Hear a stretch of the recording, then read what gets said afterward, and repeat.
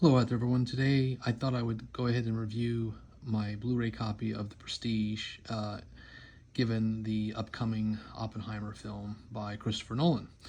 Now, Nolan is a pretty interesting filmmaker. Obviously, he's incredibly talented and prefers to make as many things inside or in the camera frame as possible. And for that, I love him because he makes tactile movies and you can feel them, you can see them, you know that they exist. And I think he is definitely one of the premier craftsmen out there making, compelling adult action and science fiction fare. And while this one is more of a slow burn, I think it again illustrates his command of his craft. It, of course, is a film that came out in 2007 starring Christian Bale and Hugh Jackman and Michael Caine. ScarJo is in it. It's got a good cast. David Bowie as Tesla, which incidentally I found myself wanting the movie to just follow Tesla. If there was a Tesla biopic that would be made, I could think of no one better than Bowie to play Tesla, and sadly that won't be an option now. May he rest in peace. But in any case, I digress. I think absolutely the mood and atmosphere and the score, as well as the acting, are all across the board top shelf. I think the story is pretty interesting too. I'm not sure entirely that it earns everything it shoots for, narratively speaking. I felt like it might have been a little slow in parts and could have benefited from a nip and a tuck here and there. But on balance, I would give this movie a strong high B. I think it's definitely one of Nolan's better films. I would probably still rank Interstellar as his best film, and then probably The Dark Knight, and then The Prestige. Memento would be in there too, actually. I think that one was an incredibly ballsy and entertaining film that had no business working, and yet it did.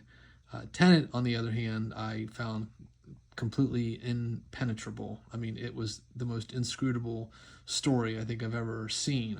I just had no idea what was going on, and perhaps I just lacked the intellectual acumen to grasp that story, but I just didn't think it worked.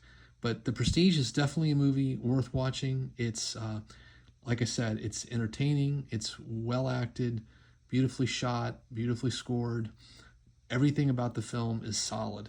I just think the narrative might have benefited from another pass-through, because I feel as though it drug a little bit. I mean, that's just the best way to describe it, is it drags a little bit toward the end.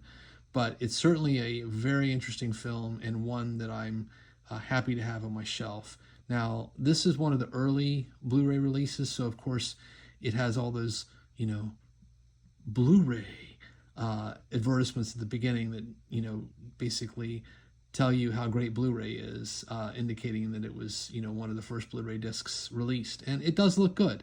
It looks and sounds fine. Would this benefit from a 4K original camera negative 4K HDR release? Of course. But I think as these things go, I would put this film in solid PQ AQ territory. And again, the story is definitely an interesting one, if perhaps a little bit saggy in the middle. But apart from that, I'm not going to really say much else negative about it, because I think across the board, it's got solid marks pretty much everywhere. And again, illustrates what a terrific talent, firstly, Christian Bale is. I was actually surprised, too, at how well Hugh Jackman did in the part. I mean, I think he's a fine actor, but I wouldn't put him in the same league as Christian Bale by any stretch. But I thought he acquitted himself pretty nicely, and he had some fun playing the doppelganger in the film that he plays. I thought that was a nice touch. So on that note, please take care out there, everyone. Stay safe, be kind, and by all means, keep watching good cinema.